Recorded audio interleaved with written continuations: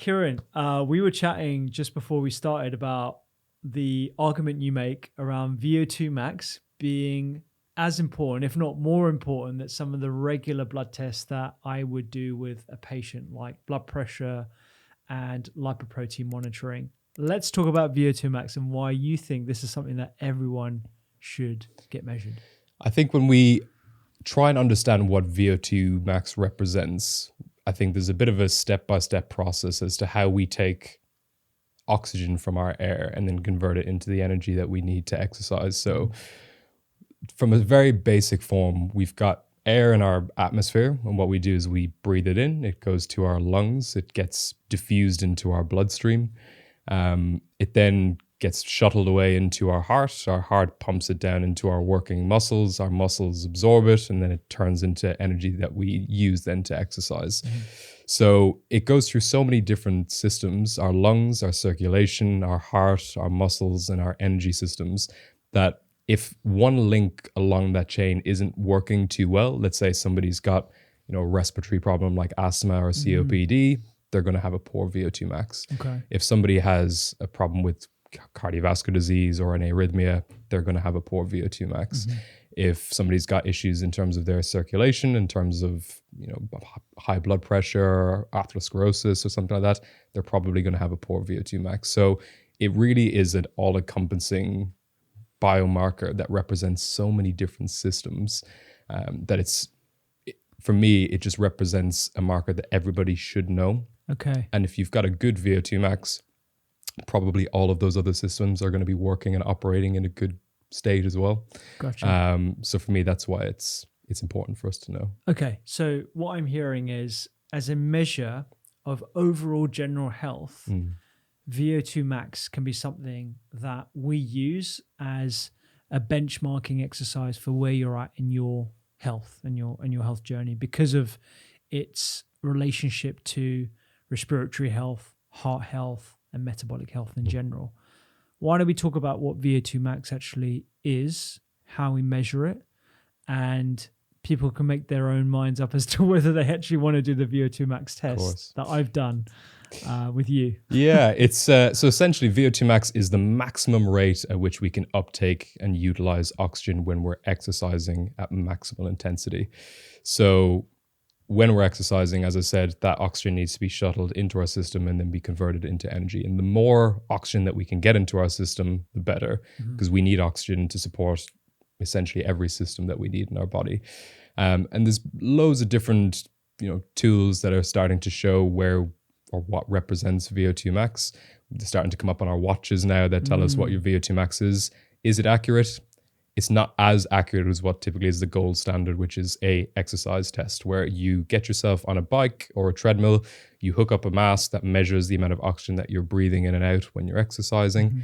And this will tell you exactly what your maximal oxygen consumption is. So typically you do it on a modality of exercise that you're most used to, whether that's a bike or a treadmill. If you're a rower, try and do it in a rower. Not every organization will have a setup that will be able to support that. Most places will have a treadmill or a bike. And you would start off at a very low intensity, just gradually getting yourself into exercise, and it will start to increase in intensity every single minute, and you keep yourself pushing until you hit that point of exhaustion where you can't physically move your legs any further. And then during that point, those kind of systems will then tell you how much oxygen that you're consuming. Gotcha. So if I just replay that back to you, just for the listener here. So if I'm trying to hit my maximal exertion, right? So let's say I'm on a bike and I'm pedaling as hard and as fast as I can. My respiratory rate will respond appropriately by going up. My heart rate will respond appropriately by going up, and my blood pressure will also go up as well. All these things coalesce to essentially deliver oxygen maximally to my tissues around the body. And when you're measuring that, that is essentially the maximal oxygen uptake by my body. So this is why it is a measure of not just your heart function, but also the efficiency of your lungs, the efficiency of your circulatory system, et cetera, et cetera.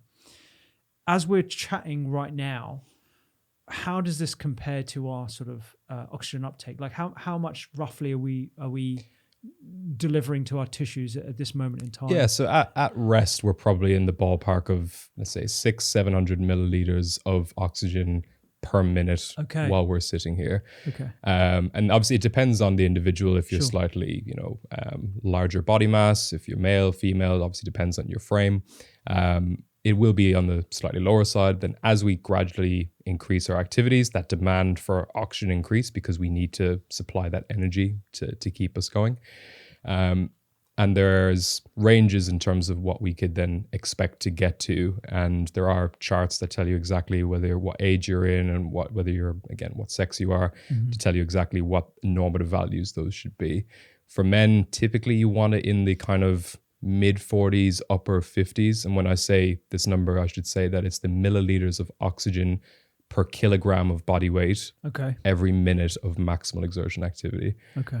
So you have the liters of oxygen per minute typically, but what we do is divide it by your body weight, because you will have some people who have slightly more body mass who could get to higher liters, but relative, we want to kind of go, as we say, pound for pound. Then that gives you that score. So you'll hear the term, let's say 40 milliliters of oxygen per kilogram of body weight every minute of exercise.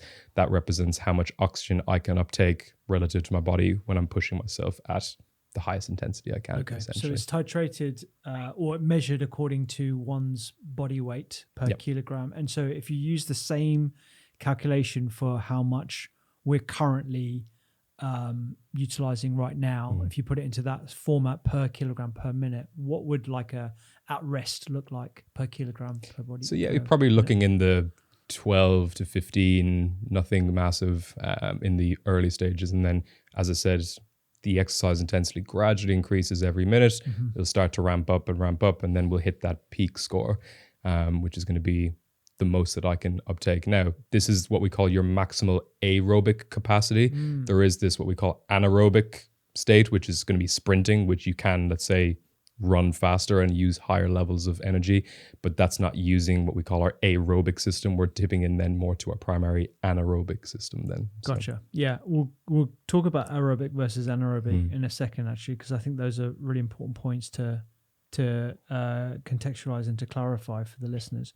So you mentioned there's something really important, age. When we age, what happens to our maximal oxygen uptake? What is, and this informs the charts and how one would essentially benchmark themselves in terms of their longevity and their general health.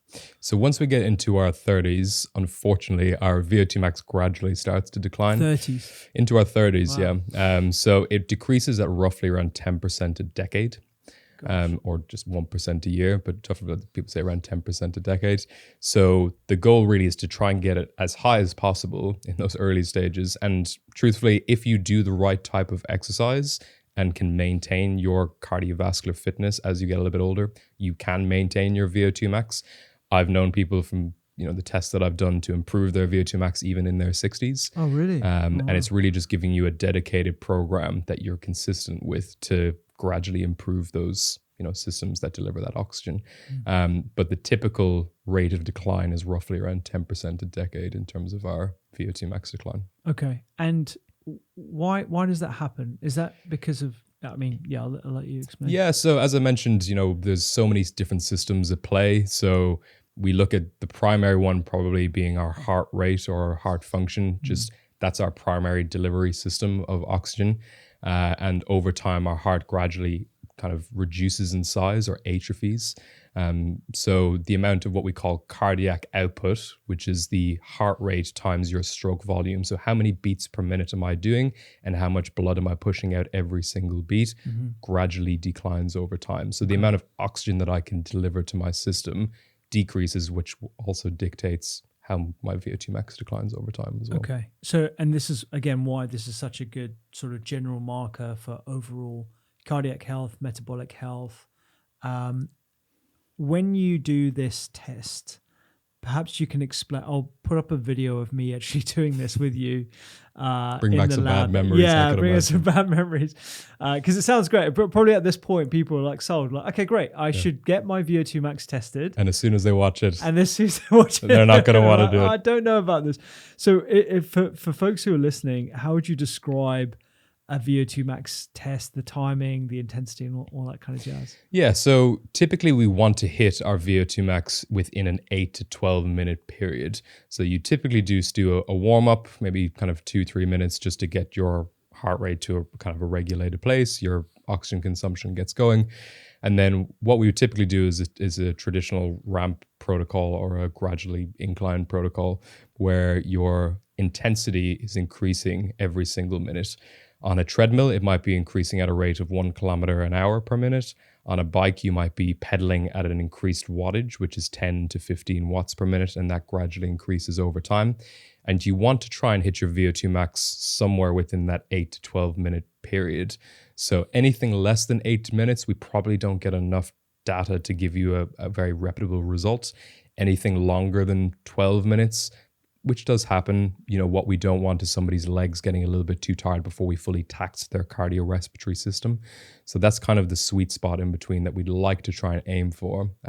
So it just means we start off very easy to start off with, let's say walking at 5 kilometers an hour, and then it goes to 6, 7, 8, 9, 10, all the way up until you hit that VO2 max point, essentially. Okay, so it starts off very easy. Like you say, if you're doing it on the treadmill, you're just walking pace. I'm doing it on a bike. I'm just pedaling along. There's barely any resistance. You're just getting an idea of like how my breath weight is and me getting used to the machinery as well. And then it generally gets more intense. So in my case, the resistance was being increased gradually up and up and up. And I can tell that, or the viewer can tell that because my respiratory rate will increase and increase. You're also wearing a mask as well. What are we measuring with this mask, and what are you seeing on your screen when you're doing the test? So the mask essentially just captures what you're breathing in and kind of stops any atmospheric kind of air being measured. Okay. So there's a little sensor attached to the mask which measures the volume of air going in and out of your lungs, and also the ratio of that being how much oxygen that I'm consuming when I'm exercising. So you'll have kind of 2 small little sensors attached to the mask, and it's measuring directly what you're breathing in during exercise. So I'm going to try and frame it the right way. That's all right. Yeah, you've got the mask on, and it is unfortunately a little bit of an uncomfortable piece of kit because it's kind of capturing around your face. But yeah, it's going to just measure, like I said, the air that's going in and out of your lungs, and that'll just be measured in terms of liters of air per minute. And then it'll convert that, how much of that air that I'm breathing in and out is oxygen, essentially. Okay. So that's how the mask measures it, essentially. Okay, fine. So at the end of that, I get my VO2 max, which is a number that's expressed as per kilogram per minute. And I can use that number to put myself on a benchmarking of against age, and that's below average, good, excellent. Unfortunately, I'm not in the excellent category yet. How does one improve this metric? And this is outside of let's say you do have asthma or some sort of obstructive respiratory condition, outside of better management of a medical problem, so optimizing drugs for your heart failure if you've got heart failure, or optimizing medications to ensure that you don't have as much bronchoconstriction. Outside of that, how do we improve VO2 max? So there's 3 things that we can primarily dictate when we're exercising, and this is something that I always want to make sure when I'm speaking with clients as to tell me what's going to work best for you. There's the frequency at which we train. So how regularly am I doing my exercise? What's the intensity then of that exercise? And what's the volume, i.e. how many sets and repetitions I can do of that exercise. So that's traditionally, let's say in something like weight training, you say you train twice a week and you can do X amount of weight for a certain number of reps and sets. Similarly with cardiovascular exercise, we can really only pull on 2 out of those 3 levers at any given point when we're training. We can't train really hard for long periods of time every single day of the week, but we could do it once or twice a week. Okay. Meaning that we can do 2 out of those 3 things. I could train not super high intensity, but I can do it for long periods, for kind of regular periods of, or regular times in the week. And then the other one is then I can do really high intensity exercise, and I can do that kind of regularly, but it has to be quite short in terms of its volume. So you're only doing for a couple of minutes, let's say 15, 20 minutes of high intensity interval training, for example. So those are the three kind of primary levers that I'll see, okay, which one do you think you'll be able to primarily use? Do you think you'll be able to train regularly enough? And for most people, they say, look, I can probably do this twice a week at max. Then I'll say, fine, let's focus on intensity and volume and not so much on the frequency. And we'll still get the benefits that we'd like to in terms of improving our VO2 max. Within that, then you've obviously got your long, steady state cardio exercise, and you've got your high intensity interval style exercise. Both aren't very, obviously depends in terms of your cardiovascular or kind of, running enthusiast or cycling enthusiast. But it's finding the modality that works best for you. And if you're somebody who feels like I can commit the time to it, then long steady state cardio is going to be the thing for you. What's long steady cardio? So long steady state cardio is going to be exercising at a low enough intensity. So what we call just below your aerobic threshold. There's a lot of terms we hear in science, which is aerobic threshold, ventilatory threshold, lactate threshold, for example. So training below that level for extended periods of time will provide a lot of adaptation in terms of improving our VO2 max. The other thing then is what we call high intensity interval training, which is training at pretty close to what we call our velocity of VO2 max. So to break it down simply, if you did a watt bike VO2 max test or an exercise test on a bike, and if you get to 200 watts in terms of your maximal output, we would want to do intervals at roughly around 90% of that velocity of VO2 max. So that'd be 180 watts. Gotcha. But we do that for something like 2 minutes on and 2 minutes off. And we do those for repeated bouts. And that's probably a good starting point in terms of improving that VO2 max. It starts off then with doing that quite consistently. And then over time, it's about what we call progressively overloading that over time. So, okay, I can do 2 minutes on, 2 minutes off, and I might do that for, let's say, 5 to 6 repetitions. After a week or two, I might then go to 7 repetitions. I might then go to 8 repetitions. Once I can do something like 8 repetitions of 2 minutes on, 2 minutes off, I'll say, okay, let's try go 3 minutes on, 2 minutes off for 4 repetitions, 5 repetitions. And that's a way of me progressively overloading my training plan or my client's training plan. And that's how we'll improve their VO2 max gradually over time. Just a quick one. If you want to learn the 5 ingredients that I think are fantastic for inflammation that you should be getting into your diet every week, then download this PDF right now. It's in the link down there, and I'll send you my 5 ingredients for inflammation. Gotcha. Okay. So let's say I'm one of the listeners and I want to improve my VO2 max. I might not even want to get it measured. It sounds pretty intense, but I do want to increase the reserve that I have for my respiratory system and my cardiovascular system, because I know this has longevity benefits. But here are the frequency restrictions I have. I can only train twice a week. So if I'm training twice a week, what should I do if I'm looking to improve my VO2 max? So if you don't have the specific numbers, let's say if you haven't done a VO2 max, a nice starting point is to say, okay, let's do one longer steady state cardio session. And so that's a bike or a treadmill. It can be kind of a brisk walk, anything like that. And you want to get yourself from an exercise perspective to a point where you can hold a conversation still while you're exercising, but your respiratory rate is gradually increased a little bit. Okay. When you're getting to a stage where you can't maintain a conversation because you're finding that you need to get air in and out a bit more, you're probably going a little bit too hard, so probably dial it back at just a tiny bit. So we do one of those sessions, and we might just do that for 30 minutes. And that's a good place to start building our, what we call our aerobic base, and start improving that kind of long, steady state cardio. Okay. So when I used to train with a buddy of mine, we used to go for a run around the park. And because he's one of my closest mates, we would love to chat during like our run, right? The state that you're describing here, this sort of perceived exertion, is where I can't have a conversation like we're having right now, but I can sort of speak in like 3 or 4 word sentences maybe, and just sort of like get the point, but it takes me 3 times the time versus if we were just sat down having a conversation. Is that sort of the exertion level? Yeah, there's essentially, think of it almost as 4 gear sticks. You've got your first gear stick, which is when you're exercising, you can talk. You're primarily can go nose to nose breathing, Okay. because you don't need as much air when you're exercising. Then we go into another gear where we're probably going nose to mouth breathing. So and breathing in and out through the mouth. Yeah. And then the kind of later stages, we say, okay, I'm not getting in as much air or oxygen through my nose. So it's kind of mouth to mouth breathing. Okay. And that's really when you're struggling to maintain that conversation.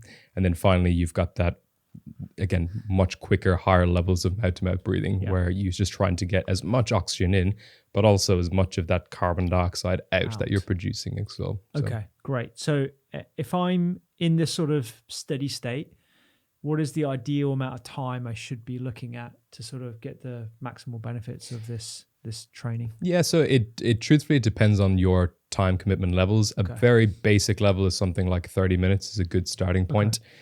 If you can do longer, great. It's going to provide additional benefit. But if you can just start off doing 30 minutes of that intensity of exercise where, like I said, it's challenging enough where you're starting to get that respiratory rate up, but not too much so that you're not able to maintain a conversation. So start off for 30 minutes. And then as the weeks progress, try and do 35, 40, 45. And then once you feel like, okay, I can do 45 minutes of this intensity, drop it back down to 30, but let's just turn up a tiny bit. So whether you walk a little bit quicker, you cycle a little bit harder, that's that progressive overload that tells our body, I'm not used to this and I need to do something to improve my body to tolerate this a little bit better. So our bodies adapt. And that's how we kind of gradually see the adaptations that we need. Great. So I love this. So if your time commitment is only 30 minutes and you're able to do this, I like this measure as well because it contextualizes it for the individual. So some people, if they're on a bike, for example, and I like doing the bike because I can see the wattage and I'm sort of data driven in that respect. If I can maintain a wattage of 120 watts, that gives me an idea of like where I'm at. If I can maintain that wattage for 35, 40 minutes, great. Before going into past 60 minutes, your suggestion would be to drop back down to 30 minutes and then increase the wattage ever so slightly, all the while being conscious that I should be able to breathe in that gear 2, that in through the nose, out through the mouth, and maintain somewhat of a broken conversation if I was to try and chat with someone. Yeah, exactly that. So, I mean, you can go, when I'm programming for people, it would be, let's say 30 minutes up to 45 minutes. If you feel like I can dedicate a bit more time, we'd go from 45 minutes to 60 minutes. If you feel like you could do even more time, you can go from 60 to 75. It really doesn't matter. But once you find that range that you say, from a time commitment perspective, the max I can commit to this is maximum, let's say 45 minutes. Cool. We'll start off at 30, work our way up to 45, drop back down to 30, but increase the exercise intensity, work our way back up to 45 minutes, drop back down to 30, increase the exercise intensity. And that's my way then to progressively overload somebody in terms of their cardiovascular activity. Great. Okay. And this is great because, you know, this could be brisk walking for some people, or it could be like a real sort of intense cycle on a watt bike. So again, choose your modality of steady state exercise and try and commit at least 30 minutes. If you've only got 2 exercise periods in a week, which is very relevant for me right now, considering I've got an 8-week-old. So this is great. Okay. So that's one of my exercise appointments for the week. What would be the other thing that you would recommend if I've only got 2 exercise opportunities to improve my VO2 max? So that's going to be your long steady state cardio. The other one then is going to be doing some form of high intensity interval style training. This is going to be the one that is much tougher. You're pushing your body to higher levels of intensity. But it's something that really drives a significant amount of adaptation in quite short periods of time. So as I mentioned, it's really helpful when we do a VO2 max because we can then dictate exactly what that intensity is. Right. If you're not able to know what that is, again, get yourself on a bike or a treadmill and get yourself to a point where you're doing primarily mouth-to-mouth breathing, really pushing yourself, but not to a level where you feel like, okay, if I do this for longer than 30 seconds, I just can't maintain it. Okay. You should be able to do this exercise intensity for at least 2 to 4 minutes maximum. But it should be pushing yourself to a level that is as far as I could go from a duration perspective. Gotcha. So again, we'd start off with something like 2 minutes on at this exercise intensity, then 2 minutes off. And that 2 minutes off, we'd like to be active recovery. So you could be, let's say, if you're doing it on a bike, you'd cycle at a quite high intensity, and then we drop it back down, but still keep our legs moving to keep that kind of blood flow going and try and start getting rid of that lactate that we might have produced during that exercise. But we then do that for multiple repetitions. So we might do that for 2 minutes on, 2 minutes off, and we might do that for 6 repetitions. So it's 12 minutes of really hard work and then 12 minutes of essentially active rest. And that means that once a week, if I can do 12 minutes of exercise, of really hard exercise, I can get phenomenal benefits from it. So you make it sound so easy. Those 12 minutes are pretty intense. So, okay, so if you're starting out at this, let's say you haven't done HIIT training before, and let's say actually this again could be brisk, maybe uphill walking that gets you to this level of exertion where you feel like you could only do this for 2 minutes, starting right in the bottom here. A starting point in terms of a routine would be 2 minutes on, 2 minutes off, and repetitions. Would you still aim for 6, or would you go for like 3 or 4? Yeah, I'd traditionally just try and start for anywhere from 5 to 6. I think 12 minutes of work, 12 minutes of rest is probably a good starting point, and then we'd gradually increase those repetitions from 6 reps, 7 reps, 8 reps. Once we get to 8 repetitions, we could probably dial it back down, but increase the amount of time that we're working at that intensity. So something like 3 minutes on, 2 minutes off. We could then work our way up to 4 minutes maximum. You might then increase your rest period just slightly. Instead of doing 2 minutes rest, do 3 minutes of rest. Right. Just to kind of give your body enough time to recover between each session or between each exercise bout. Because what's more important is maximizing that exercise intensity and spending as much time as you can in that intensity within that 2 to 4 minute period, essentially. Okay, fine. So that's HIIT training.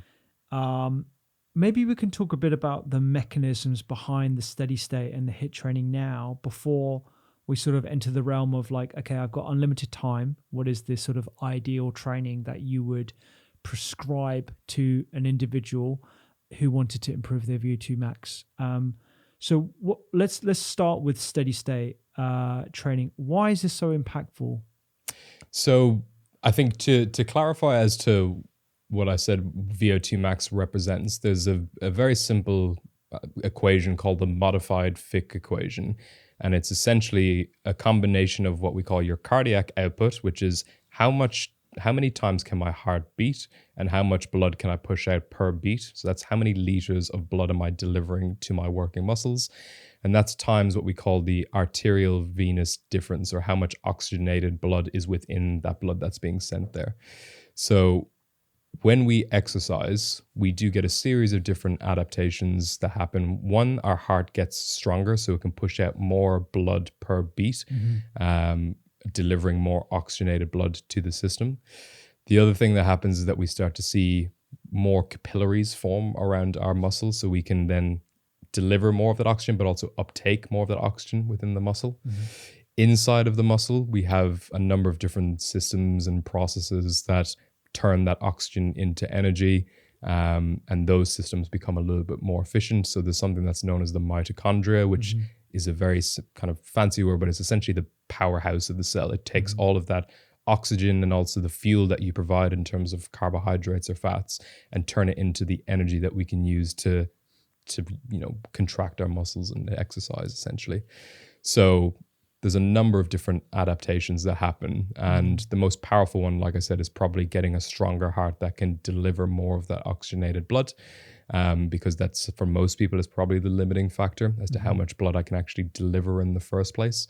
And then it'll be those changes in terms of how much can be actually absorbed into our cells and then converted into energy itself. Okay, so what I'm hearing is your heart gets more efficient, your cardiovascular system becomes, well, you've got more projections essentially, so you're increasing the surface area of the system that is there to deliver oxygen and nutrients to your muscles.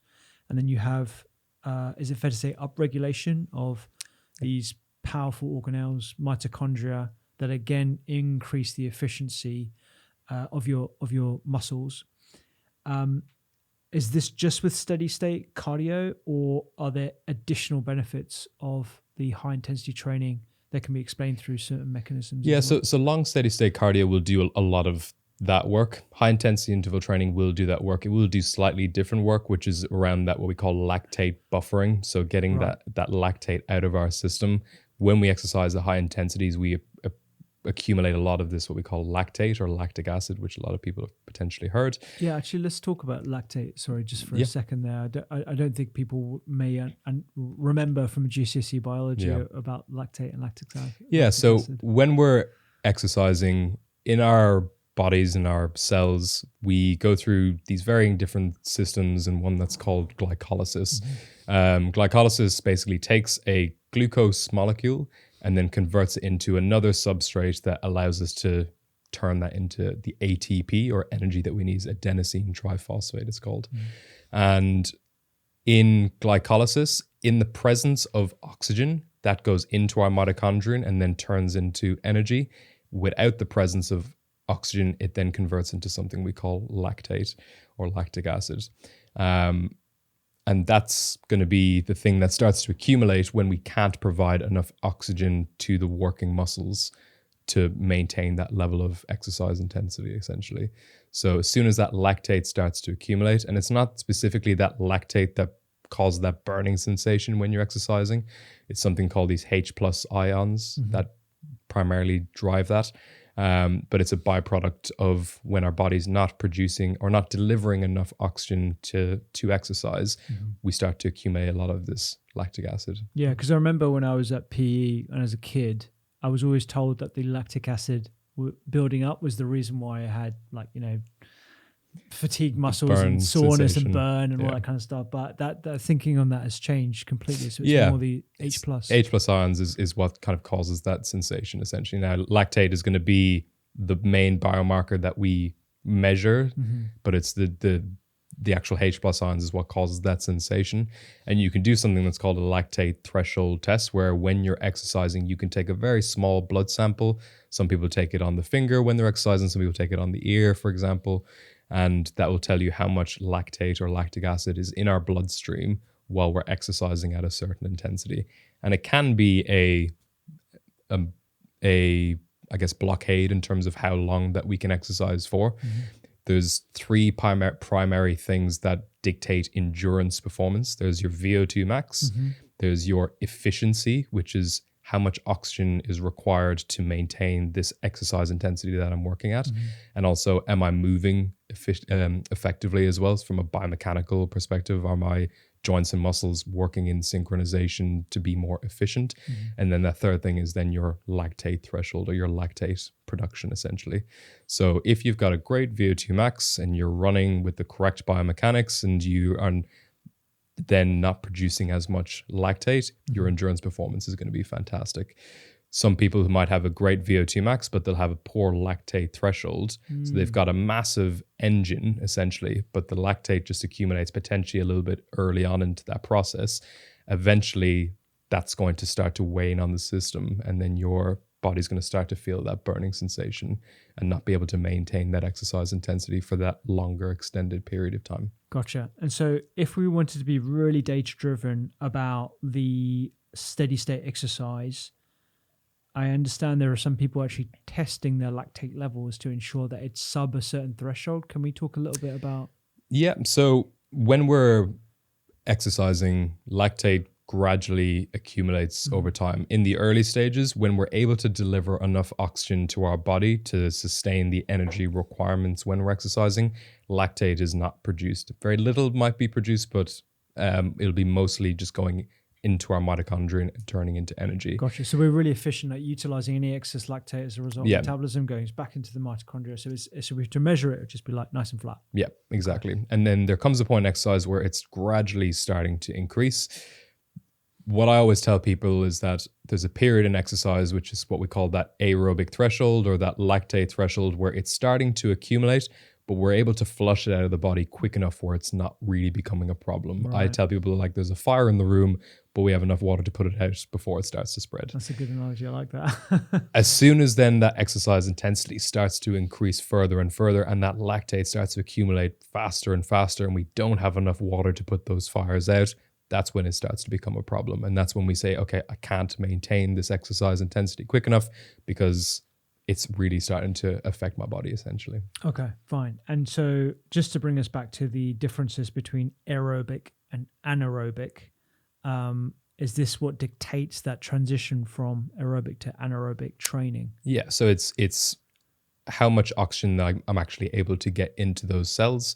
For some people who do this long, steady state cardio, they'll be quite efficient at getting that oxygen in and turning it into the energy we need to exercise.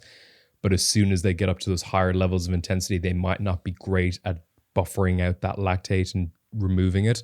So maybe a little bit more interval style training might be more beneficial for them to start producing it, flushing it out, producing it and flushing it out, and becoming more efficient that way. Gotcha.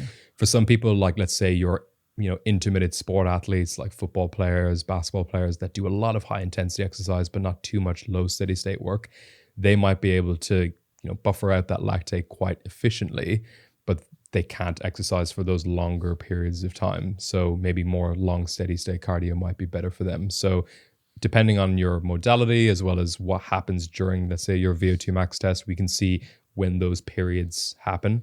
If it happens way too early where your lactate starts to accumulate, maybe we need to, again, get a bit more efficient at that pathway.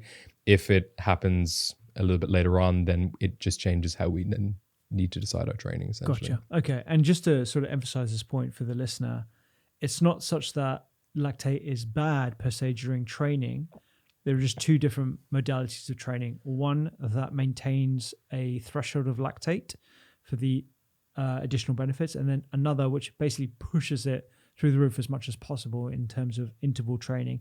So you get used to that exposure of lactate, and so you essentially become more resilient and more efficient at removing it from your system. Yeah, exactly that. We need to train our systems, and our body needs to get used to tolerating these stresses. So being able to push our bodies to that higher levels of intensities, we need to be able to show that we can tolerate that exercise, but then we have the ability to recover from that exercise by flushing that lactate out, bringing our heart rate back down to normal, and then being able to get going with that exercise intensity again. Yeah, there's something around heart rate recovery, if I'm not mistaken, right, is a good measure of someone's cardiovascular fitness. So how quickly you can bring your heart rate down after a bout of intense exercise? Yeah, we typically want to be able to bring a heart rate down by 30 beats per minute. So as soon as we, let's say, push ourselves to maximum intensity and we kind of come to a stop, we should be able to hopefully aim to reduce our heart rate by roughly 30 beats a minute until we get closer back towards our original baseline. So the quicker that we can do that, it means that our autonomic nervous system is kicking in and we can start driving more of a response that requires our heart rate to drop, essentially. So yeah, that's what it looks like. If you go in the ballpark of 20 to 29 beats per minute, that's good. If you're kind of in the lower stage, then it means that that's probably an area that needs to be improved. And we can do that through developing our long steady state cardio, or our aerobic base can improve our heart rate recovery as well. Okay, brilliant. And just before I give you sort of the luxury of having as many exercise sessions as you like, when you're doing steady state cardio, what are you primarily burning in terms of a fuel? Yeah, so fat is going to be the one that we really want to aim to use during long steady state cardio. Fat, we get a lot more energy from. It just takes a little bit longer for us to break it down. So when we're exercising at lower intensities, that demand for energy isn't as high. So our body should, and we should want it to use fat primarily as its fuel source. During higher intensity exercise, carbohydrates don't provide as much energy as fat, but they're much, much faster at breaking down. So we can get that energy for our body much faster through carbohydrates.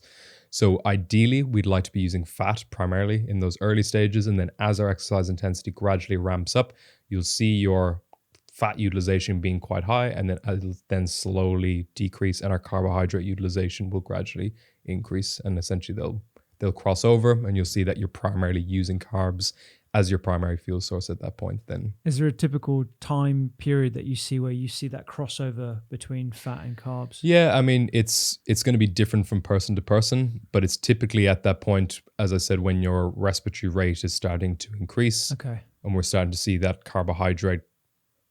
your carbon dioxide production is gradually increasing. Gotcha. So you'll start to notice it then, that it'll be primarily more carbs at that stage. And it'll be in and around that aerobic threshold or that lactate threshold that you'll start to see, okay, the exercise intensity is now a little bit too high. I'm not getting the energy fast enough from fats, so I need to use carbs now. So I've got a follow-up question for that. So if I'm doing steady state cardio, also known as zone 2 cardio, if I'm doing that correctly, can I use fats throughout the entirety of my exercise as long as I'm not going above that threshold? Or will I always end up dipping into the carbohydrate? It's going to be sometimes a bit of a mix. Okay. Ideally, you'd like a higher percentage or ratio of that being fats, but your body will naturally dip into some form of carbohydrates. Our first kind of protocol when it comes to energy is going to be the glucose in our bloodstream, which is a carbohydrate. But we will hopefully primarily be using fats as our main fuel source, but it will be a slight ratio. When people hear fat, they immediately think subcutaneous tissue, right? Subcutaneous fat. Is this what we're talking about? So we have these fatty acids that are part of our bloodstream, and they're the ones that are primarily being used. When we're exercising, we can mobilize some of that subcutaneous tissue and it'll be used or go into our bloodstream, and we can then primarily use that as our fuel source. But yeah, that's where the energy is going to be essentially sourced from. Is there a preference between my body using visceral fat, so that's the fat around my organs, hopefully there's not much there, versus the subcutaneous fat that I've definitely put on since having a kid? Yeah, so so visceral fat is, to my understanding, a little bit more difficult to break down. Right. There's not as much blood vessels in and around that area to, I guess, take that energy out of there. Right.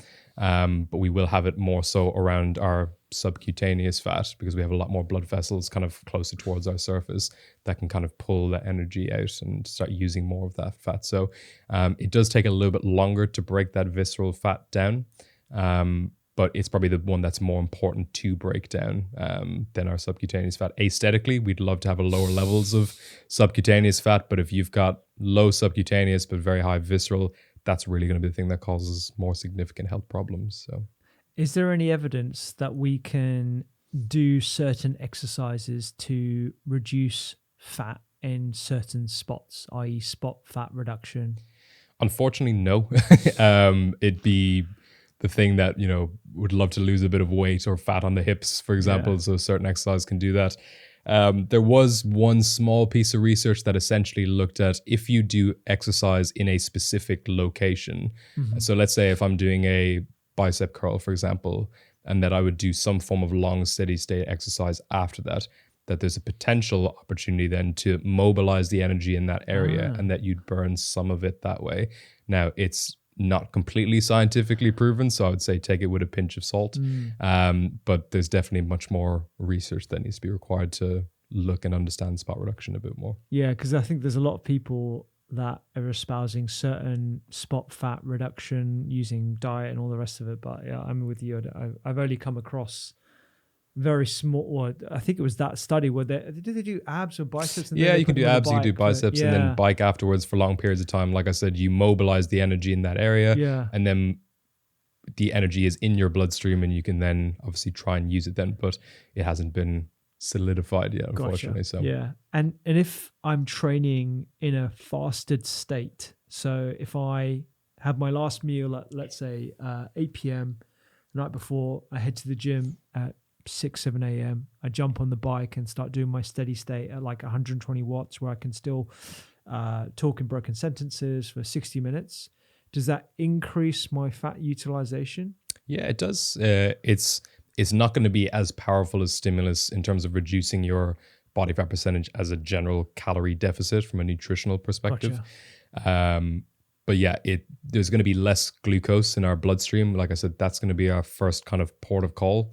And if there's less glucose in our bloodstream, our body will then say, great, now I can dip into our fat stores to start using those. So if we do it in a fasted state, yes, we have the opportunity to burn a little bit more fat. So there is that opportunity. Okay. And is this what people refer to as metabolic flexibility, i.e. the ability to utilize different fuel sources interchangeably? Yeah, essentially that. So, you want to show that in those early stages of exercise at lower intensities, you can primarily use fat as your fuel source, and you can use high levels of them. So it's making sure that you can use it at an early enough stage, but also use higher levels of fat. And then once we switch over to a higher intensity exercise, that we can switch into carbohydrates, but also use high levels of carbohydrates as well. Gotcha. Because the more energy that we can break down, the more energy we can potentially provide for our body when we're exercising. Gotcha. So. And I think before I give you the luxury of all the exercise inputs, if you could just do one, right? If someone was trying to optimize for VO2 max and general health and well-being, would you tell them to jump on the bike or jump up and down in the living room to do HIIT training? I think the thing with HIIT training is people traditionally see HIIT training as burpees and box jumps and those things. And listen, those things, serve their purpose in their own ways. I think with HIIT training, what you want to do is to do something that's particularly measurable. So at least knowing that if I'm cycling at 100 watts or running at 8 kilometers an hour, that's not going to change because I'm on a bike or a treadmill that is dictating the speed or the resistance I'm moving my legs. When you do kind of jumps and skipping, etc., those are great with regards to cardiovascular health, but we're not able to effectively measure exactly the output that is required to maintain that exercise. Mm-hmm. And for me, I kind of say to people that if you're, let's say, doing this type of exercise, let's say, jumping jacks, for example, let's say if we were to compare it with something like weight training, there might be a period where it's the equivalent of doing like a 10 kg dumbbell, but then you do a 4 kg dumbbell and then you do a 12 kg dumbbell. It's not quite linear. Whereas with something like a bike or a treadmill, you know that intensity is the same and it's going to stay the same regardless of what you do. So. Yeah, spoken like a true exercise physiologist there, Kiran. Okay, I'm going to give you the luxury of all the exercise inputs now. So if I am, like I am, trying to improve my VO2 max, and I've got all the time in the world, I've got all the gadgets and the equipment, maybe I'm an athlete or, amateur athlete, and I've got all the luxury of time as well. What should my training look like? So ideally, we'd like to do roughly around 75% of our time applied to that longer steady state cardio. Okay. And that's purely because it just takes longer periods of time. Gotcha. And then we'd probably do 15 to 20% of kind of somewhere in between that really high intensity exercise and that kind of long steady state cardio work, and then that final kind of 5 to 10% being more of that super high interval style exercise essentially. So for me, I would probably prescribe somebody 2 days a week of long steady state cardio, 30 minutes, gradually increasing it to 45 minutes over time, and then progressively overloading it in terms of its intensity. And then maybe another day a week of doing more high intensity interval sessions work where you're doing 2 minutes on, 2 minutes off, and then gradually increasing the repetitions of that work as well as then intensity in due course. Now, this is all just primarily to improve VO2 max. Some people, that might not be the most important thing for them to improve. It might be their strength. It might be something else. So it needs to be a balance where it's not all cardio and that you still have sufficient time to then dedicate towards resistance and weight training, etc. Yeah. Because I remember when I got prescribed your training regime and I also spoke to someone else and I got a resistance training regime, my whole week was smashed. Of course.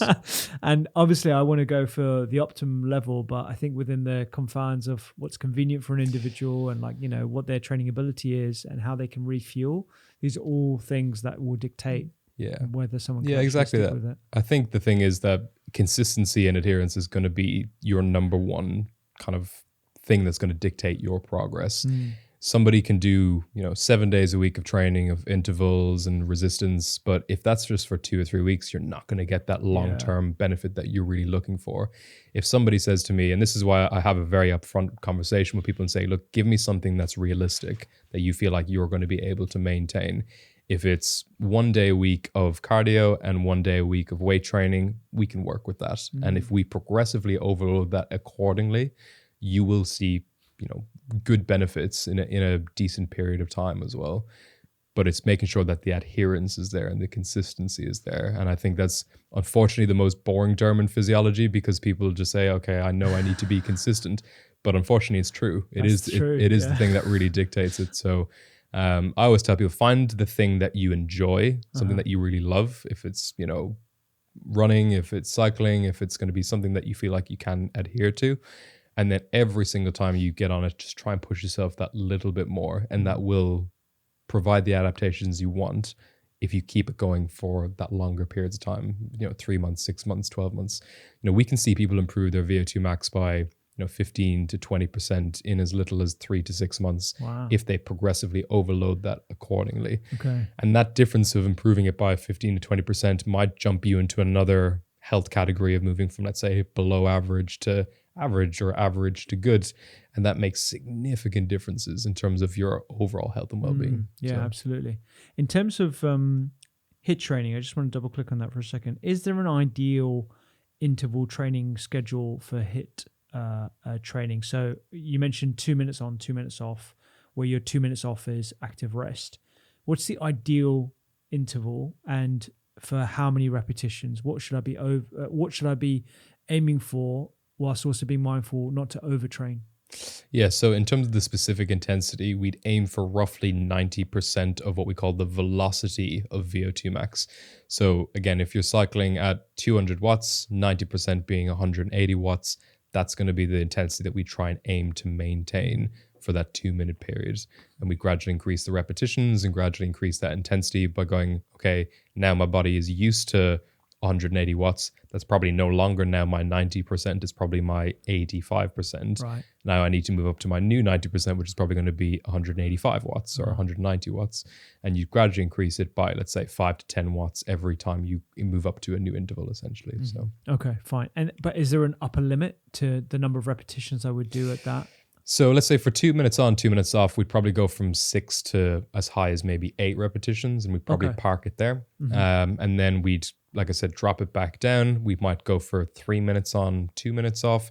We might do that for somewhere like 4 to 5 repetitions, increasing it to somewhere between 6 and 7. And then we'd go potentially as high as 4 minutes on, because 4 minutes on at 90% of your velocity VO2 max is hard. It's very, very hard. And it's something that we need to gradually work our way up to. And that's why it'll probably take us 8 to close to 10 weeks to get to a stage where we can even try and get to 4 minutes on.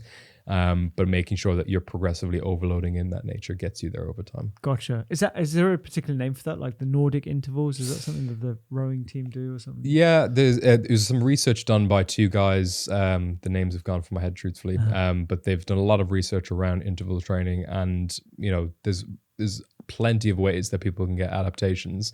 This is one that they've shown has just consistently shown improvements, and has shown improvements of, like I said, 15 to 20% in the space of kind of 3 to 6 month period. If you're starting from a lower base, if you're a person who's, let's say, doesn't do very much exercise, you can see rapid improvements. But for somebody who's more well-trained, obviously that kind of rate at which your improvements happen is going to be a little bit slower, because you're already kind of have a lot of well-functioning systems. But when we get to somebody doing this exercise where they're quite detrained or just not doing much exercise, and we start incorporating this work, we can see massive improvements in very short periods of time. Yeah. And I know that you're saying these, improvements in percentiles, and people perhaps don't grasp just how bloody impactful that is. That is massive in terms of the impact on your longevity and your protection against disease. We'll go into, how exercise prevents dementia and a whole bunch of other issues downstream, but that's whoppingly big. Yeah. There isn't a drug that can do that. There's not, and I think that's that's why in exercise physiology, yes, we're biased that people should be kind of we spend so much time outsourcing our lives to other people for things like our finances, for, legals, whatever it may be. But having that sometimes person from an accountability perspective with regards to our health, if it's that exercise or if that's for nutrition, it's so important. And I think for something like VO2 max, it has such an impact on our health and well-being that even moving from something like the poor category, even to just, let's say, the below average category for your age, can reduce the risk of all case mortality by as much as 50% over the space of a decade. 50%. Yeah, it's massive. So I think even just working ourselves up to that poor to below average makes such a big difference, because all of those systems are starting to work a little bit better. Your heart, your lungs, your circulatory system, your muscles, they're all starting to improve, which is going to drastically reduce that risk. Gotcha. Let's talk about another test that I did with you, resting metabolic rate. So just to describe to the listener, there's a video that we'll put up on YouTube of me basically just lying down looking like I'm having a nap.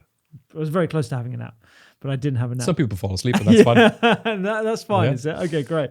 What is going on there? What are we measuring? And why is this, again, another important test? So similarly with the VO2 max test, you're for the resting metabolic rate test, you're wearing a mask that's measuring the amount of oxygen that you're consuming and the amount of air going in and out of your lungs. So at rest, what we're essentially measuring is how many calories is being burned or being used while I'm in my rested state. Our body burns calories constantly when we're resting, when we're walking, when we're exercising, and about 60 to 70% of those calories are burned through what we call our resting metabolic rate. So even just lying in bed and doing nothing still burns calories, because we need energy and calories to maintain our heart function, gut function, our nervous system. They all require calories to maintain their output. So when we're lying there, all essentially that we're doing is measuring the amount of oxygen that we're consuming and the carbon dioxide that we're producing when we're resting. And that tells me how many calories that I'm predictively burning throughout that period of time.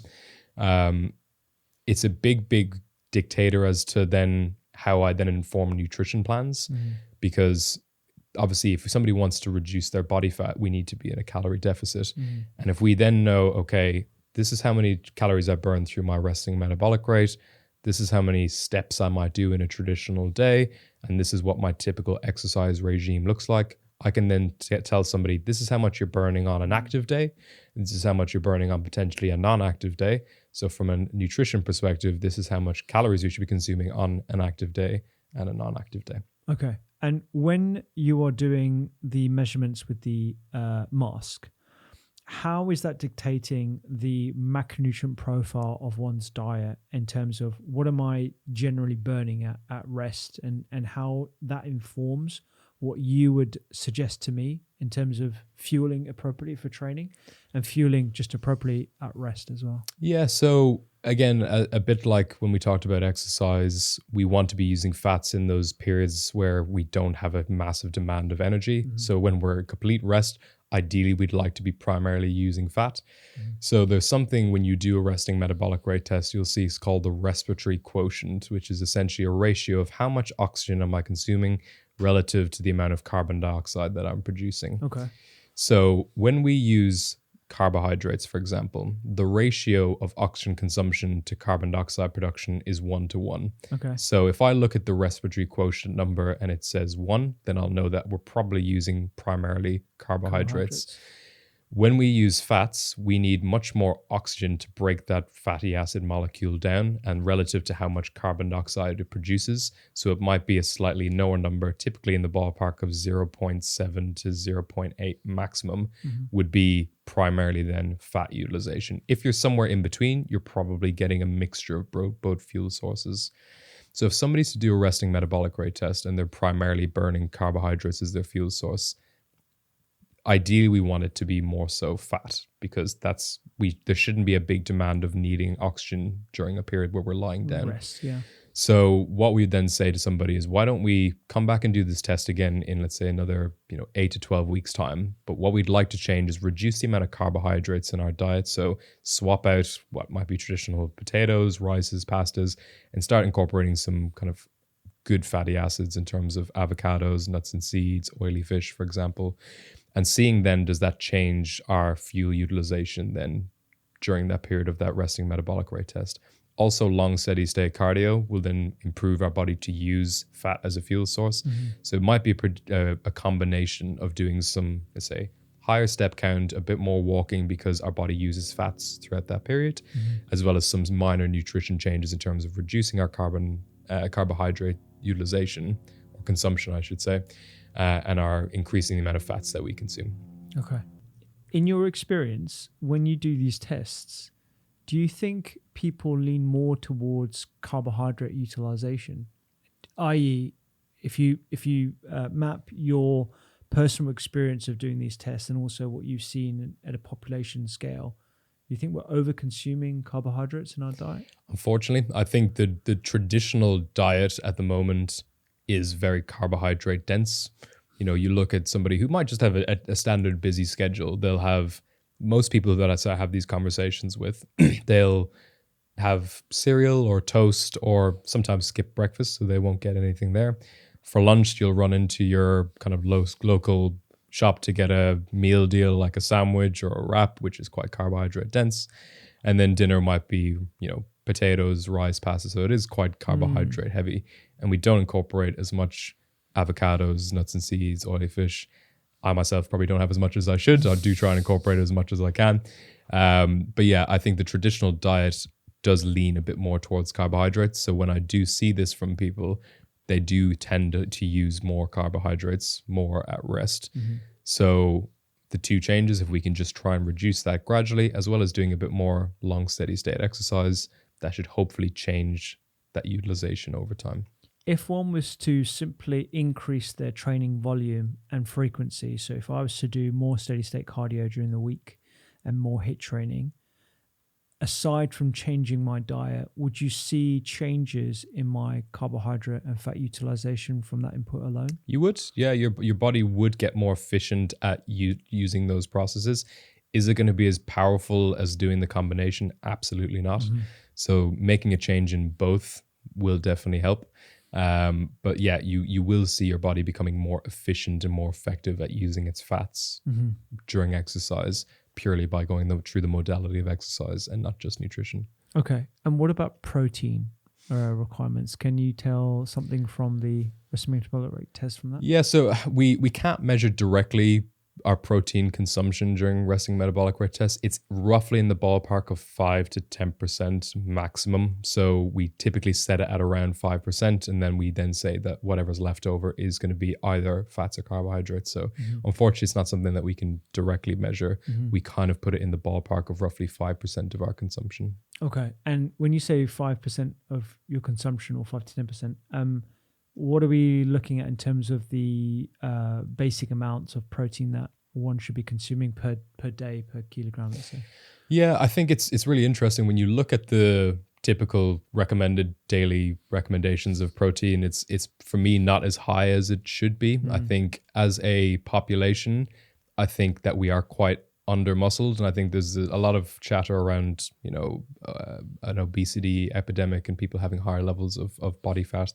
But truthfully, I think we're not technically over body fatted, we're just under muscled. And protein can be a huge driver in terms of improving that. It's a combination of weight training, but also protein can help, let's say increase muscle mass, but maintain it. So there's been plenty of research from people who've been bedbound and they've had high protein diets versus low protein diets. And those who had a high protein diet actually maintain their muscle mass even by being bedbound than people who would be in a traditional low protein diet. So for me, I would typically recommend being in the ballpark of anywhere from 1.5 to 2 grams of protein per kilogram of body weight. In the States, some people say 1 gram per pound of body weight, which is in the ballpark of 2.2 grams per kilogram of body weight. And that's really where we should be aiming for. And if you don't have high levels of protein in your diet right now, it is going to seem like quite a lot. You know, let's say the average man being 80 kgs and needs to have 2 grams of protein per kilogram of body weight. That's 160 grams of protein. We probably get roughly 30 grams of protein in 100 grams of chicken. So you're looking at close to 500-600 grams of chicken. It is quite a lot. What we then need to think about is how are we going to spread that out throughout the day? Because from what I've seen from people that I've tested is that a lot of people don't get protein first thing in the morning. So let's say traditionally you wake up, you have a breakfast at 7 a.m., you have your lunch at midday, 1 p.m., and your dinner is at 6 p.m. If our protein-rich meal or our main protein-rich meal is at 6 p.m. in the evening, and then we go to bed, and then we wake up and we skip breakfast, or we don't have any protein, that being carbs primarily in the morning, and then our next protein-rich meal might be at midday, we've gone 16, 17 hours with virtually no protein from when we slept to when we woken up, passing over to lunchtime. And that's not going to be able to then provide enough protein unless you're then able to squeeze it in a very short window, which is quite a lot then to get in a small period of time. Yeah. So being able to spread it throughout the day and get regular protein feedings, getting something in the morning, 30 grams of protein in some cases is a good starting point. Getting a snack like some nuts and seeds, which has good fats as well as some higher levels of protein in them. And then getting enough in your lunch and dinner then gets you to where we'd ideally like you to be. Yeah, I completely agree. I think we really do miss an opportunity to consume protein in the first meal of the day, because to your point, it's very hard to smash that much protein later on in the day. Eating that quantity of food is going to be quite a bit as well. And plus that's going to have an impact on your sleep as well. And protein's incredibly satiating as well. So, you're going to feel quite full. So if you try and squeeze it all into 1 or 2 meals as opposed to potentially 3 meals, you're not going to be able to hit that target because you're going to be trying to consume a lot of it in a short window. So you will feel quite full throughout that time of eating as well. Yeah. There was also a suggestion that there is a limited amount of protein that one can absorb at each mealtime. Is that true, or?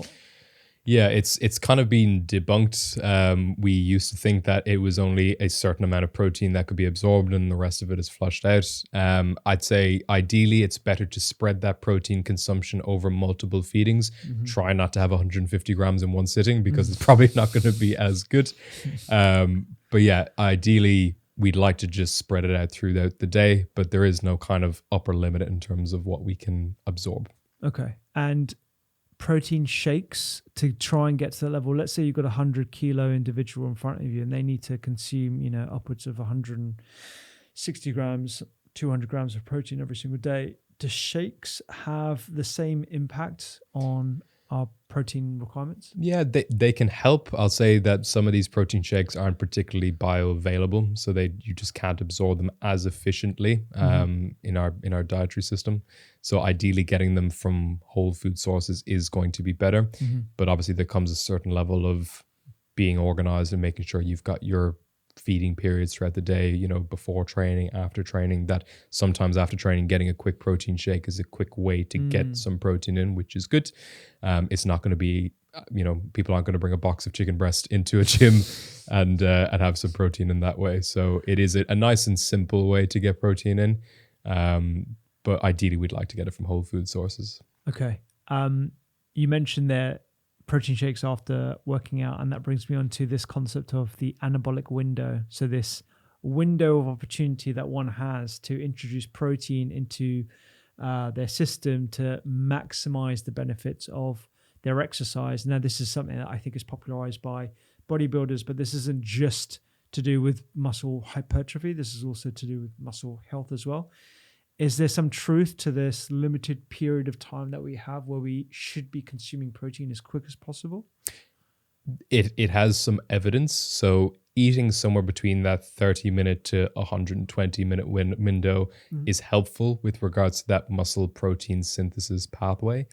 Is it the biggest driver? No, it's how much protein we consume on a day-to-day basis is way more important. So if I miss my opportunity to have that protein within that, what we call anabolic window, if I make up the protein elsewhere throughout the day, it's not going to make a difference. Okay. So it does help, but not more so than getting the protein requirements throughout the day traditionally. Okay, so rather than like a protein window, it's more like a protein sort of like door or that's it.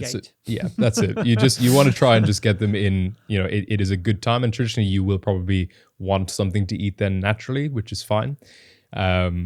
But yeah, I think it is more important to get it spread throughout the day and just make sure you hit your total protein consumption target rather than focusing on did I eat specifically 30 minutes after I've trained.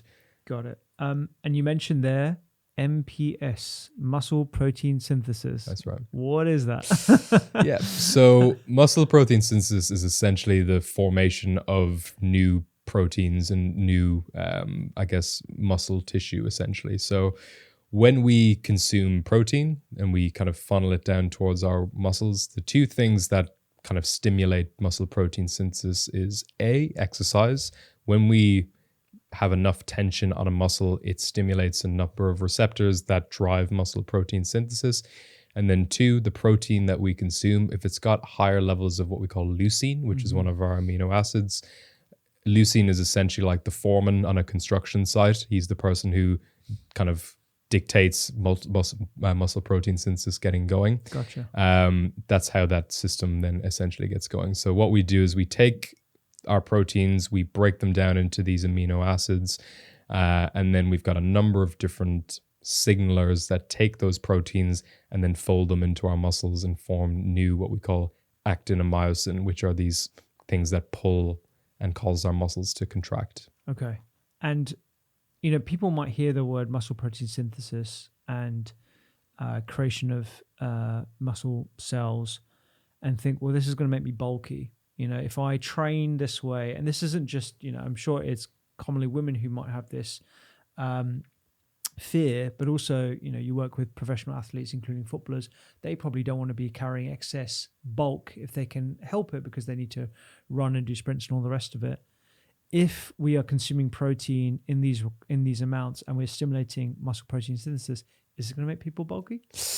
Depends on the circumstance, depends on the individual. As you said, there's some sports or some individuals that don't want to carry as much muscle mass because it might affect their biomechanics when it comes to running, jumping, and that might make a difference. For other people, it's so crucially important because they don't have enough lean muscle mass on their frame, and it is important to have that. I think the common misconception is that, as you said, with women who increase their muscle mass, they don't want to look big and bulky.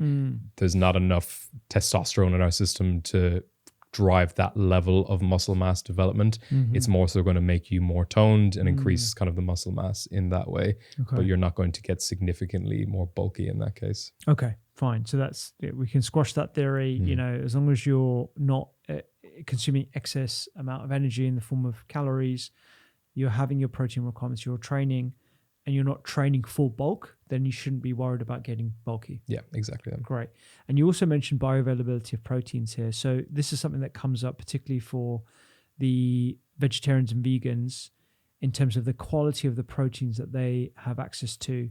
So the best proteins from the plant-based kingdom would be soy, that includes tempeh, edamame was in that, certain nuts and seeds, particularly things like sunflower seed, tahini, sesame. These all have good amounts of protein when you look at it per 100 gram. And some, like hemp seeds, are comparable to things like chicken. But in terms of the availability and the collection of those different amino acids, does there appear to be a difference? And in your opinion, should we be over-indexing on animal-based proteins more so than plant-based, or? Yeah, look, it depends on your preference. What I will say is that animal-based proteins have probably 3 times as much leucine as plant-based proteins. So if you need to get your kind of amount of leucine that you might need in a day, which is roughly, let's say, 8 to 12 grams of leucine just to maximize muscle protein synthesis, meaning that ideally you'd like to have 100 grams of chicken, for example, to get the amount of leucine that you require in one sitting. But you'd probably need 3 times the amount of lentils, which being 300 grams, then to actually get that amount. So there is, I guess, more of a volume requirement through plant-based proteins versus animal-based proteins. But it's really, if your goal is primarily muscle protein synthesis and leucine being that kind of main driver of that, it's going to be easier to get that target through animal-based proteins than plant-based proteins. Yeah, and I think, we've talked a lot about this so far on the pod with the perspective of athletes and training volume. I don't want to discount that this is super important for people in the older age group, so above the age of 50, and particularly for women as well, who are postmenopausal, to ensure that they're getting not just protein content, but available protein as well. Is this something that you see in practice in clinic, or? Yeah, I think, one thing is that just diets change and people just don't have, their regular feeding processes, that they would traditionally have in terms of breakfast, lunch, and dinner. People just, I think breakfast is a big area that is traditionally missed in our diets, and it is, as people say, one of the most important meals in the day. So I think, I'm not too sure as to how much I'll probably expand on that. So I think, that's cool. I think in terms of the consumption of protein as we age, we need to probably consume more. I think a lot of older, vulnerable adults underconsume. Of course. And whether that's because of lacking of appetite, the ability of their guts to break down proteins because of the gradual loss of microbial diversity. There's probably a whole other number of reasons as to why I think a high protein requirement is something to aim for. And our muscle mass gradually atrophies over time. So by having higher levels of protein, we will be able to maintain it, even if we're not doing traditional weight-based training or resistance exercise. Even having a higher protein diet can reduce the rate of that muscle mass decline. So for those who are slightly older, as you said, if we want to hang on to some of that muscle, but we just don't have the ability to lift weights in the same way, having a higher protein diet will retain that a little bit better. Yeah, and it's probably something that I don't think I fully appreciated, particularly when I was working in geriatric medicine, and actually, the just how common sarcopenia is, particularly if you've had extended bouts of inactivity or immobilization because of surgery, like typical neck or femur fractures that you have in older vulnerable patients, and just the loss of muscle mass. If we were to optimize their protein intake, whether that is through shakes or ideally through a whole food diet, how much muscle can we preserve? It seems like from some of the research that you were just mentioning, we could do a lot. It makes a big difference. Yeah. And I think it's just getting enough so that you can maintain a consistent diet and not overly consuming proteins, obviously, that is just not sustainable. But getting enough, even just to getting, let's say, 1 gram per kilogram of body weight for people in that older category, getting close to maybe 1.2 will make a drastic difference in terms of retaining that muscle mass, for sure. Yeah. Okay. So we've done 2 investigations that I think everyone should get done: resting metabolic rate, VO2 max, DEXA. So I was quite surprised at my DEXA. So I was happy that my visceral fat was very low. Or perhaps we could talk a bit about what DEXA is. Like, why would you recommend people get a DEXA scan? What information does it glean? What does it give you? And how would that guide one's training? Yeah, so a DEXA machine essentially is a standalone machine that measures your body composition. You would lie down on a bed and you'll have a small kind of arm of the machine run over you that emits these very small radiation waves, not so much so that it's a kind of risk of kind of any major radiation. It's quite minimal. But what it does is measures your bone density. So I guess the thickness of your bones, how much fat you're holding on your frame, and also what that muscle mass looks like as well. So the DEXA scan is good. It's done in approximately, let's say, 20 minutes, and you can get a good picture as to what your overall composition looks like. Because on the outside, you might look a certain way in terms of your frame, but when you start to understand what's actually happening deep down in terms of your visceral fat and how much of your frame is actually made up of muscle mass, sometimes can dictate a very different story. So. Yeah. And if someone's got a lot of fat on them, would the strategy, I know I've asked you this before, but would the strategy be over-indexing on steady state cardio? I think there's going to be nothing more powerful than being in a calorie deficit, truthfully. Okay. And I think the amount of calories that you burn throughout exercise versus how much easier it is just to limit that in your diet is going to be a much easier pathway to reduce that body fat percentage. If you were to do long steady state cardio for, let's say, 30 minutes, you might burn upwards of 200 to 300 calories throughout that period. Right. But if I just didn't snack on that chocolate bar in the mid-afternoon, then I would have then, been in a better position to reduce my calorie intake for that day. So I think, yes, long steady state cardio serves its purpose, and it definitely helps in terms of reducing that person's body fat. But I will always tell people that, if your diet is not in check, then it's going to be much, much tougher to reduce that body fat over time. Okay. So you convinced me on all these different tests, right? I'm someone who gets them regularly. So how often do you recommend a VO2 max test? So if you're a czar of people's cardiometabolic health and, they got their blood pressure, they got their lipoproteins measured, how often would you suggest a VO2 max?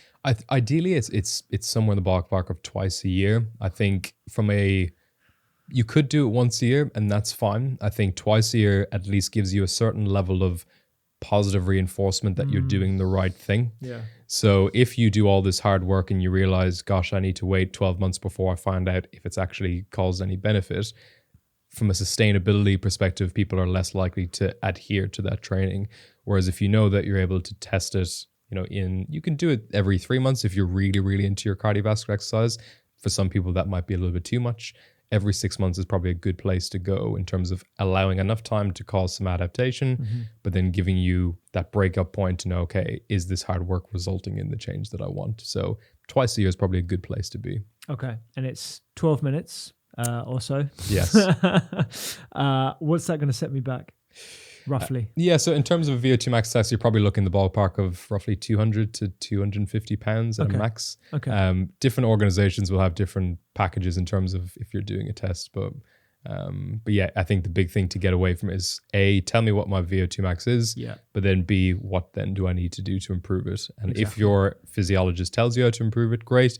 If not, you can work alongside your strength and conditioning coach or your personal trainer who might be able to inform you on them. Yeah. I mean, if you're dropping 200 quid, then you want to get a little bit of an exercise protocol. For sure, ideally. Into that. Ideally. Okay. Resting metabolic rate, the one where you basically just take a nap? Yeah, roughly in the ballpark of 150 pounds probably. Again, you probably would need to do that once every 3 months, once every 6 months is perfectly fine. If it's normal, it needs to be, or I guess if it's where it needs to be, then it doesn't have to be as regularly.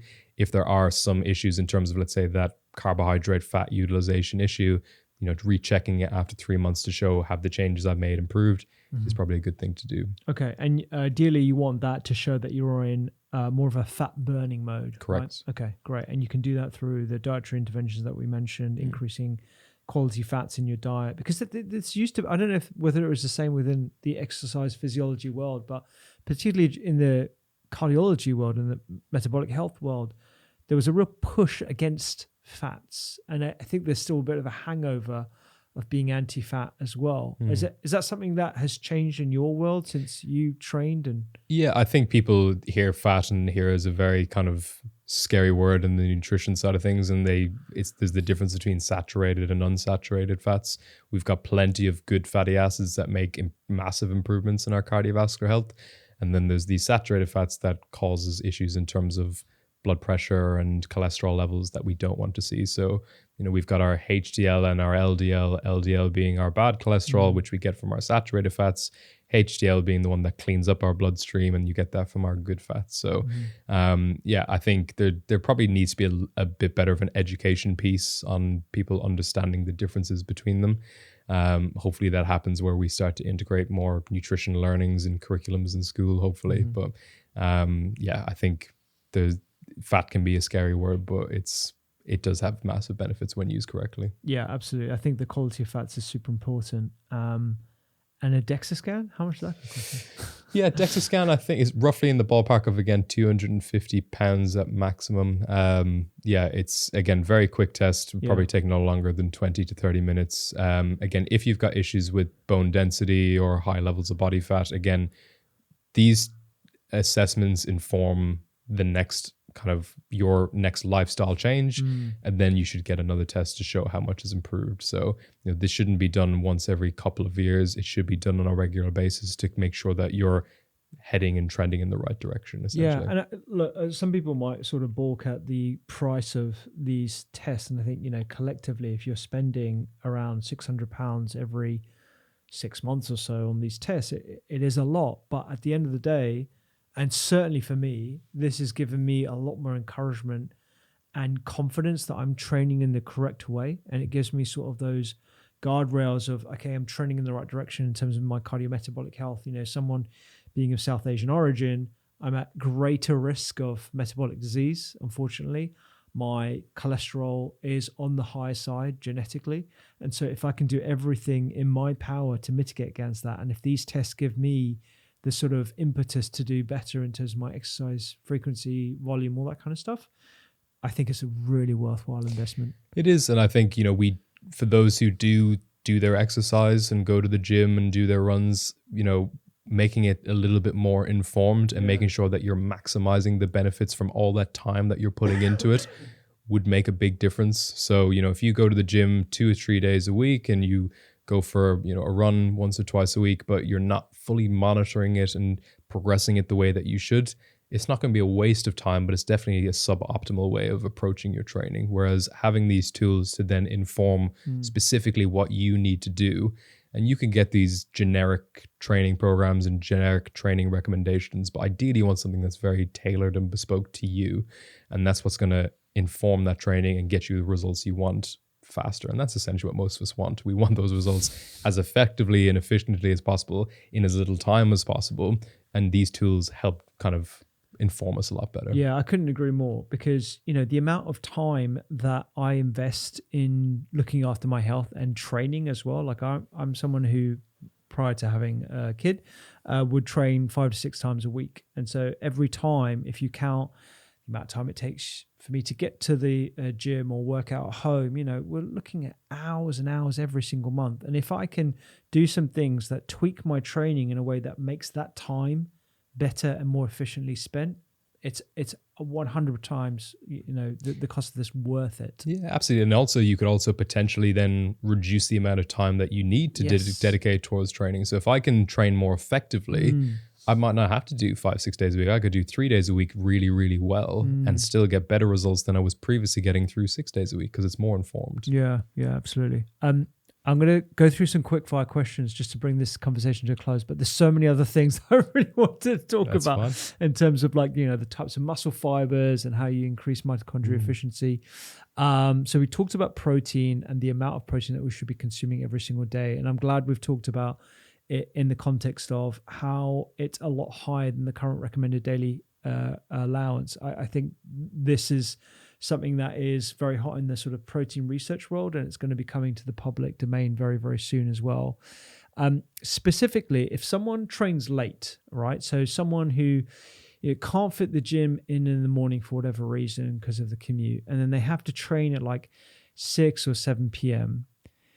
If they have to then succumb to having a late dinner, is it preferential to eat a late dinner that may interfere with their sleep, let's say at like 10 or 11 p.m., which is quite an unnatural time and out of sync with your circadian rhythm? Is it better to take the hit and eat close to bedtime, or should they wait until the next day? Or is there another? Yeah, I think it's going to be a little bit less ideal, because what you want to do is throughout that recovery process to send as much of that blood to those muscles while you're resting and not being sent to the gut to help break that food down. Do we need something after training? Probably. So something a little bit more light, something that's maybe a little bit higher in protein, not too dense in terms of its carbohydrates, can be beneficial. Ideally, if you could have a meal beforehand, then that might help as well before you go to the gym, rather than doing it afterwards. Not so much that you feel like you've got quite a heavy stomach and you can't train appropriately. But ideally, recovery is really where you want to allow your body to rest and send as much of that kind of blood and as much of those systems to help that recovery process. So if we've got quite a heavy meal sitting in our gut, then it's going to be less blood that we can dictate towards recovery and more towards breaking that food down. So for me, I'd probably tell somebody, have a kind of meal before we work out. And then when you come back, if you're needing something to refuel, have something a little bit lighter, and then just focus on then getting a good meal the next day. Okay, fine. So a light meal and potentially having sort of something before training. And that was going to be my next question, actually, in terms of preloading snacks. So should I, particularly if I'm doing steady state exercise, so this, long cycle below the lactate threshold, should I be having a snack before, like a carbohydrate rich snack, or am I able to do it, and am I suggested to do it in a faster state? You can do either. What I'll say is, for something like if you are competitive and you're in competition, then having something like that will, improve your performance. If you're doing it just to do as part of your training regime is probably a little less important. I think depending on the duration at which you're doing that long steady state cardio, you should have enough fuel to get you through. If you're doing it for 2 hours, 2.5, 3 hours, long steady state in terms of training for a marathon, let's say, then yes, probably something beforehand would help, or maybe getting something in between, like again, a quick snack while you're exercising is perfectly fine as well. Yeah. I've seen a lot of athletes have these sort of like ultra processed gels before they go and like do a marathon or a long run. Are those things advisable for the general population to have during training? Or yeah, no, primarily not. You know, they serve their purpose in terms of providing a quick fix of energy, you know, when we're doing this exercise. But, you know, the general public isn't really working at intensities that are at a competitive standard that requires this also for longer periods of time. If you are a person who does, you know, a recreational marathon or do a park run or something like that, you know, that's fine. It's probably not the go-to thing. It's just making sure you've got a good overall diet, rather than needing any of these specific gels. Okay. And I know you work in a clinical environment at the moment, or alongside clinical colleagues.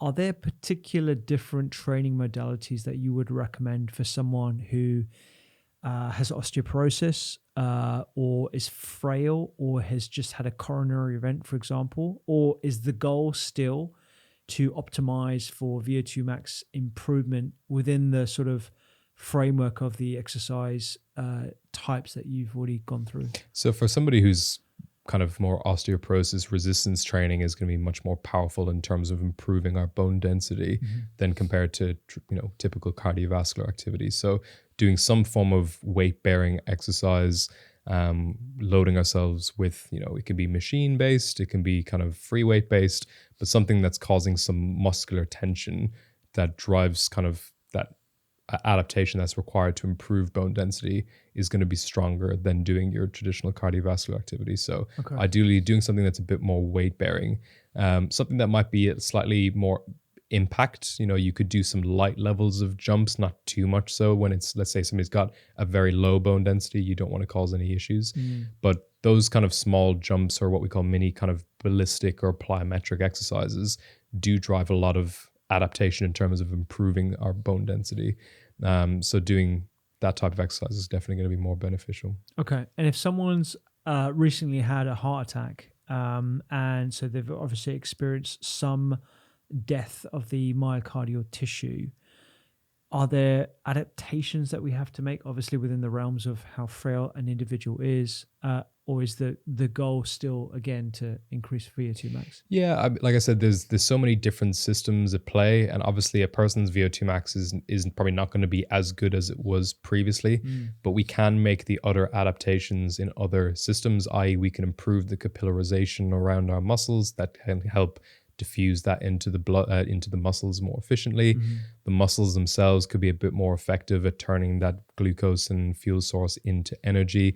So we can still improve our VO2 max, and that can still be done in some form of long steady state cardio, and sometimes some more higher intensity interval training once it's monitored appropriately by your, you know, your professional person who would look after that for you, whether that's your cardiac physiologist or your physician, for example. But yeah, you could still get those improvements, but it's probably not going to be the same, obviously, as beforehand. So okay, and in some cases, like you were saying, VO2 max has been stabilized or even increased as well, right? So this is something to So for some people, again, I've had people who've improved their VO2 max by 10-15%, even in their 60s, because previously they probably weren't doing as much exercise. We've had some people who were doing plenty of exercise, but they're now actually progressively overloading. Right. Whereas most people who might just say, okay, I've jumped on the treadmill, I've jumped on the bike, I've done my 30 minutes, that's my cardiovascular activity done. But you're not progressing it on a week-to-week basis. And when you do progress it, it makes such a difference in terms of driving that adaptation. Our body's really smart. It'll listen to us constantly and say, okay, is this enough of a stimulus that makes me say I need to do something to improve this? If it's not, we're going to stay the same. So if you always get on the bike at 100 watts and cycle for 30 minutes, you're not going to improve your health.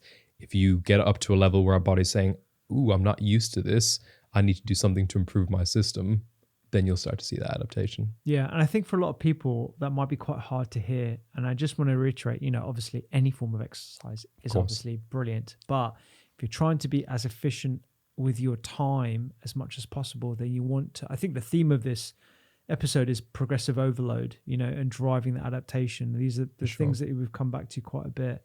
And in terms of, just to round this off, a lot of our listeners might have children in their teens and 20s.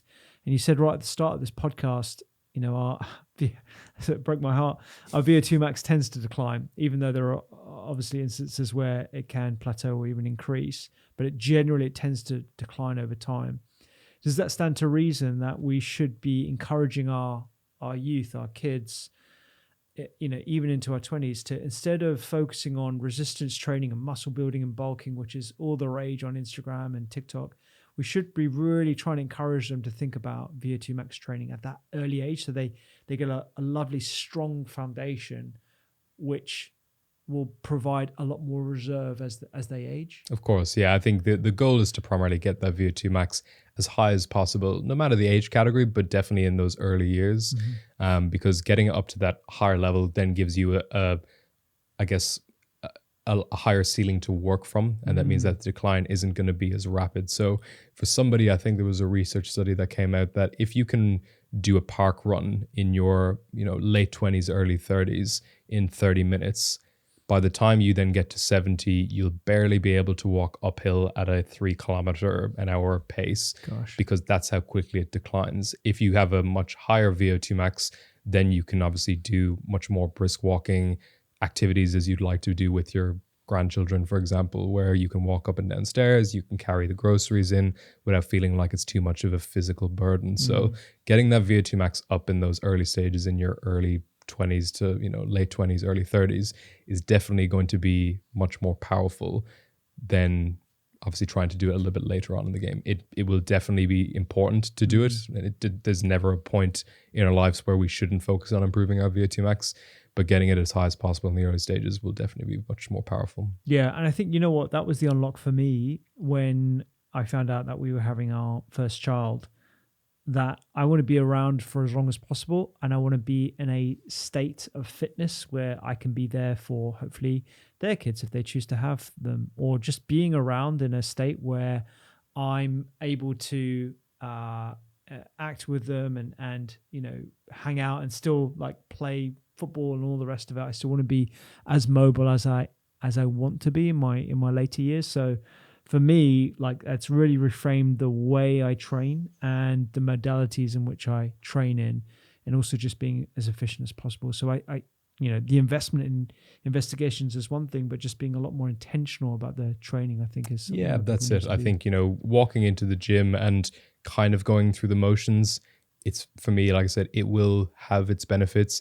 It just won't be as powerful as, kind of, as you said, going into the gym with some level of intent, tracking, monitoring, making sure what I'm doing is a little bit tougher than what I did yesterday is really what's going to say, okay, I'm getting to a stage where I'm progressing.